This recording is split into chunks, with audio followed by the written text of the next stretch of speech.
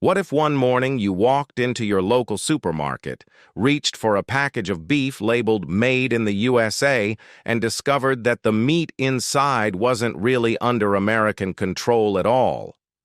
What if the farms were American, the workers were American, the shelves were American, but the decisions about price, supply, and safety were being made hundreds of miles away in Ottawa?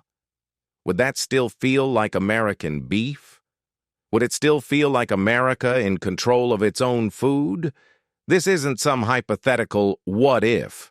It's reality, and it's unfolding quietly right now. While Americans argue over politics, culture wars, and the next election cycle, something far more fundamental is being pulled out from under them: sovereignty over their own meals. And the country stepping in to seize that control is not China, not Russia, but Canada. The neighbor long written off as a weaker partner in trade wars. Tyson Foods, once a towering symbol of American agricultural dominance, has dropped a bombshell that sent shockwaves through the heartland. The company, a titan of meat production, announced the closure of 5 major processing plants across the United States. For small towns in Missouri, Pennsylvania, Arkansas, Kansas, and Iowa, the news landed like a thunderclap.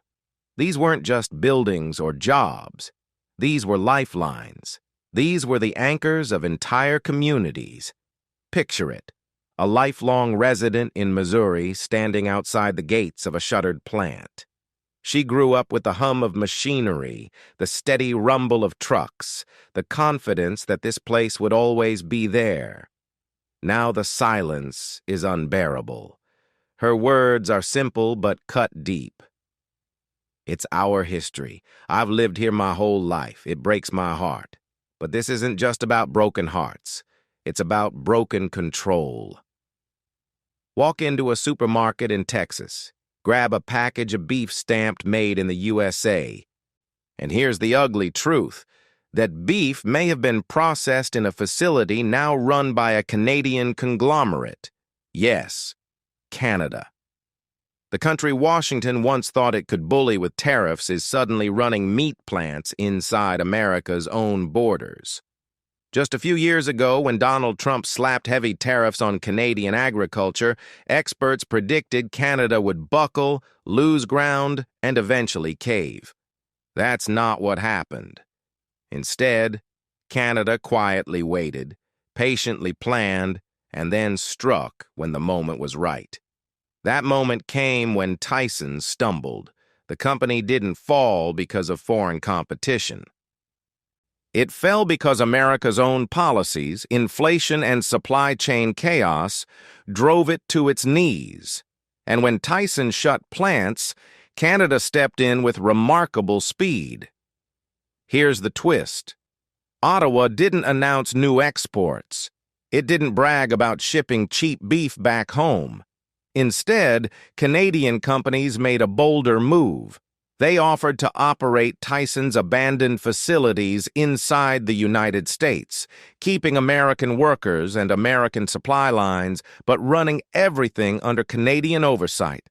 On the surface, it looked like rescue: jobs saved, shelves stocked, economy stabilized. But look closer. It was a takeover. Quiet, but decisive. Canada didn't need to buy out Tyson or wage price wars. All it had to do was wait until America left the table, then sit down in its place. 2 Canadian food companies have already submitted formal bids to acquire Tyson's former plants in Pennsylvania and Arkansas. These facilities once pumped out millions of pounds of beef each month for the U.S. market. Under Canadian ownership, American shoppers might still see familiar logos in Walmart or Kroger. But the power over pricing, production schedules, and product rollouts, that would no longer be in American hands. If this happened anywhere else in the world, headlines would scream about sovereignty. If a Vietnamese company took over a Chinese power plant, or if a Swiss giant ran ports in Africa, the U.S. press would be sounding alarms. But when it happens inside the United States, with a partner once punished by U.S. tariffs, there's an eerie silence. Canada doesn't need press conferences or flag waving. Its strategy is quiet, precise, and relentless. A ready workforce, efficient logistics, and a patient hand. What it's carrying out is nothing less than a soft transfer of power, not through trade wars or weapons, but through timing, contracts, and persistence. Canada isn't conquering the American food system in the traditional sense. It's simply picking up the pieces America abandoned, which raises the question, is Canada a rival, or is it becoming the successor? History doesn't always belong to the strongest. Sometimes it belongs to those who step forward at the right moment, while others grow weary and let go. And that's exactly where we are now. For decades, Tyson Foods wasn't just another company. It was the backbone of America's food industry, the foundation on which farmers, supply chains, and consumer trust were built. But that foundation wasn't toppled in one storm. It was eaten away, layer by misguided policies, rising inflation, and the gradual weakening of U.S. agriculture. Tyson had survived plenty before. Livestock diseases, brutal competition from Brazil and Mexico, skyrocketing shipping costs. But by 2025, what finally broke it wasn't an external rival. It was America's own system. Trump's tariffs meant to protect U.S. farmers backfired. Feed costs for cattle, corn and soybeans exploded. USDA data showed corn prices up 17% year over year in early 2025, soybeans up nearly 22%. For Tyson, that translated into millions of dollars in new monthly expenses just to keep producing. The company was squeezed from both ends, soaring costs on one side and consumer prices that couldn't rise higher because inflation had already drained wallets. The result was brutal. Tyson's Emporia, Kansas plant, a hub employing more than 800 workers, closed. Its Philadelphia facility soon followed, taking down dozens more jobs. In just 18 months, 5 Tyson facilities were shuttered or transferred, wiping out more than 1,000 American jobs and leaving massive gaps in the national food supply system. The financial toll was staggering. In its Q1 2025 filings, Tyson revealed a net loss of $258 million in its beef division alone, the company's worst quarterly loss in more than a decade. And yet, even as Tyson collapsed, Americans didn't stop eating beef. They simply turned to imports. Canada, Brazil, and Argentina rushed to fill the gap. Demand didn't vanish. America's ability to meet it did. The story of Tyson's downfall is not just about a single company. It's a window into the fragility of the American food system itself. What happened in Kansas, Missouri, and Pennsylvania is now rippling across the nation. When the Emporia plant went dark, it wasn't just 800 paychecks that disappeared. It was the beating heart of a community. Local diners lost their breakfast rush. Mechanics lost customers. Truckers were rerouted. Tax revenues dried up. In Philadelphia, when Tyson shut its doors, more than 30 permanent employees were left stranded, and countless part-time and supply chain jobs evaporated. Across 5 plants in just 18 months, over 1,000 American jobs vanished. But the damage cannot be measured only in jobs. The financial losses were staggering. In Q1 2025, Tyson reported a $258 million net loss in its beef segment alone, its worst quarterly collapse in over a decade. That number is not just an entry in a balance sheet. It is a flashing red warning light. And yet, while Tyson staggered, the appetite for beef in America never wavered. Families kept grilling, restaurants kept serving, and supermarkets kept stocking shelves. The gap left behind by Tyson didn't shrink demand. It widened the door for foreign suppliers. Canada, Brazil, and Argentina didn't hesitate. They ramped up exports. They stepped into the vacuum. American demand was now being fed by foreign production. For some analysts, this looked like a natural market adjustment. For others, it looked like surrender. After all, if Tyson, with its decades of experience, its massive infrastructure, and its deeply entrenched supply chains, couldn't survive, what hope did smaller producers have? And this is where Canada's strategy revealed its sharpest edge. While U.S. officials remained largely silent, Canadian companies advanced with precision. Instead of exporting beef across the border, they began negotiating to run the very plants Tyson left behind. In Emporia, local residents watched in shock as Canadian companies submitted proposals to lease the entire facility. Their pitch sounded reassuring: keep the production lines intact, rehire American workers, and continue supplying the U.S. market. No exporting to Canada, no dismantling of equipment, no rebranding of products. Everything would look the same, except ownership. On paper, this was salvation. American jobs saved, local economies rescued. But underneath it all, a harder truth emerged. The levers of control were shifting north. American workers were no longer part of an American food chain. They were becoming laborers inside a system run from Ottawa. Philadelphia faced a similar fate. There, an Ontario-based investor entered negotiations to convert a former Tyson facility into a poultry hub serving the entire Northeast. Again, the workforce would largely remain, but the authority over pricing, strategy, and direction would rest firmly in Canadian hands. This placed communities in an impossible bind. Resist, and they risked losing jobs altogether. Accept, and they effectively allowed a foreign country to steer their local economy. At a public meeting in Jefferson County, Iowa, where another Tyson plant was on the block, an elderly farmer stood and voiced the unease. "We could survive without a plant for a few years, but if we let outsiders control all beef production, we'll lose everything: quality, resilience, and our ability to respond when a crisis hits." Yet for many towns, the grim reality was that they had no choice. With budgets collapsing and tax revenues shrinking, even schools struggled to pay teachers. A Pennsylvania official captured the mood bluntly. People need jobs.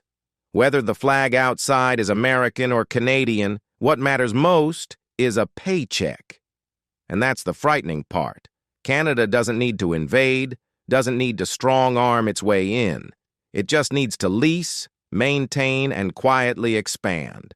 The plants, the workers, the infrastructure all remain American. But profits, strategy, and decision-making slowly drift north. Step back and the picture becomes clearer. What's unfolding is not just about beef or poultry or Tyson. It's about control, food control, supply chain control, national autonomy. Market experts are beginning to sound alarms. They warn that if this trajectory continues, the U.S. risks losing sovereignty over its own food supply. Leasing arrangements may look temporary, but in practice, they're made-in-USA labels reflecting standards and rules crafted outside their own borders. It's a loss unfolding, slipping away, and once gone, it will not be easy to reclaim. What gives Canada the edge? The answer lies in governance. The United States is trapped in a bureaucratic maze. The USDA oversees red meat, poultry, and eggs. The FDA handles dairy, fish, processed foods, and produce. If a plant processes both ground beef and lettuce, which agency has the final say? In the event of a recall, whose standards apply?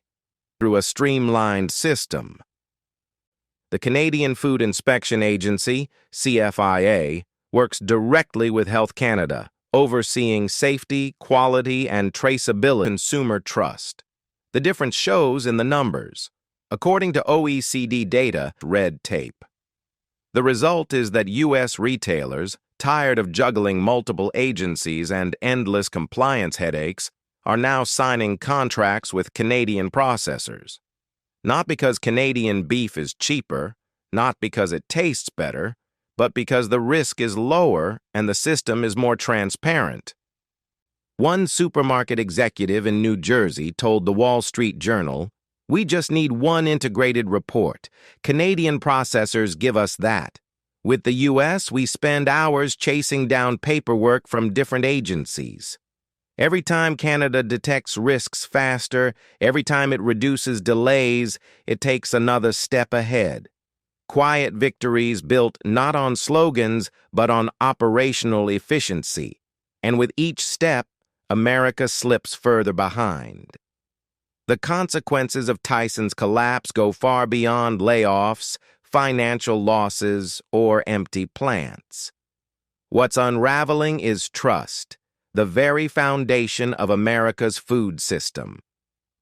In supermarkets from Michigan to California, shoppers are no longer reaching automatically for USDA labels. Instead, they're scanning QR codes and choosing Canadian products, even when the price tag is higher. According to a Pew Research survey in June 2025, 43% of American consumers said they were willing to buy Canadian food despite the cost. Among those over 55, that number spiked to 61%. The message is unmistakable. Trust is shifting north. Food is not just calories or convenience. It is security. It is identity. When Americans begin believing that foreign food is safer than their own, it's not just a market issue, it's a national crisis. The erosion of trust shows up everywhere. In schools, where lunch programs scramble to secure supplies, in hospitals, where administrators worry about the stability of meal services, in senior centers, where older Americans openly say they feel abandoned by federal agencies. A recent survey in Ohio revealed that 72% of seniors no longer trust the USDA or FDA to protect them. Instead, they've begun to see Canada's food system as more transparent and dependable. The phrase spreads by word of mouth. Canadian beef is safe. For American farmers, this is not just about economics. It's an identity crisis. One Kansas rancher summed it up bitterly. "I raise cattle, but they won't take my beef. The supermarket sells Canadian meat instead." What was once a source of pride, feeding the nation, has turned into humiliation. Farmers are losing contracts, losing land, and most painfully, losing faith in the worth of their own labor. The true danger here isn't just the loss of 1,000 jobs at Tyson or the millions in quarterly losses. It's the fracture between the people and the very system that once guaranteed their daily bread. When Americans feel safer with foreign food than with their own, the nation's foundation begins to crack. Think about the bigger picture. The U.S. once depended on the Middle East for oil, China for technology, and Mexico for labor. Now, for the first time, it depends on Canada for food, the most basic, non-negotiable element of daily life. And Canada isn't just exporting anymore. It's operating directly inside the U.S., on American soil with American workers, but under Canadian oversight. On the surface, it looks like cooperation. In reality, it is a quiet transfer of power. If Canadian companies control the beef supply for Walmart, Kroger, schools, and hospitals, then they also control pricing, quality standards, and distribution schedules. And if a crisis hits, they'll prioritize their own interests first. Imagine another avian flu outbreak like the one in 2015. The U.S. government would want to prioritize domestic supply, stabilizing prices for its people. But if major plants are managed by Canadian companies, Washington wouldn't have the authority to enforce those decisions. America would find itself negotiating on its own soil, pleading with a foreign parent company to protect its citizens. This is not speculation. We've seen it before. During the COVID-19 pandemic, America discovered its dependence on Indian and Chinese pharmaceuticals. It learned painfully that when push comes to shove, other nations prioritize their own people first. The same risk now looms over beef, poultry, and even school lunches. And the danger doesn't stop there. If this model spreads beyond meat into produce, canned goods, or processed foods, America could wake up one day to realize its entire food chain is entangled in foreign hands, quietly, legally, and without a single vote in Congress. Canada has been preparing for this moment for years. It has expanded from livestock to frozen foods and canned goods, invested in QR traceability, digitized logistics, and internationally certified plants. Meanwhile, American facilities have been hobbled by slow policies, labor shortages, and outdated systems. The result is that U.S. distributors are turning to Canada not out of choice, but out of necessity. And here lies the deepest wound. America is no longer a food superpower. It is becoming just a consumer market, a land that feeds its people with decisions made elsewhere. Food is power, food is leverage, and in a world where food security increasingly becomes a geopolitical weapon, even a friendly dependency on Canada is still dependency. The U.S. doesn't need to lose a war to lose control. It only needs to keep seeding its supply chains piece by piece until one day it no longer calls the shots. Which brings us back to the grocery store. Next time you pick up that package labeled Made in the USA, ask yourself, is it really? Or is it just American workers packaging food in a plant run by someone else? Are you truly choosing what you eat, or are you simply consuming what has already been decided for you by forces beyond your borders? The fall of Tyson Foods is more than a business story. It is a warning that sovereignty can slip away quietly, not with explosions or invasions, but with closures, contracts, and complacency. America doesn't just risk losing jobs or market share. It risks losing the trust and independence that define its very identity. And once that trust is gone, once the control over your own dinner plate belongs to someone else, it may never return.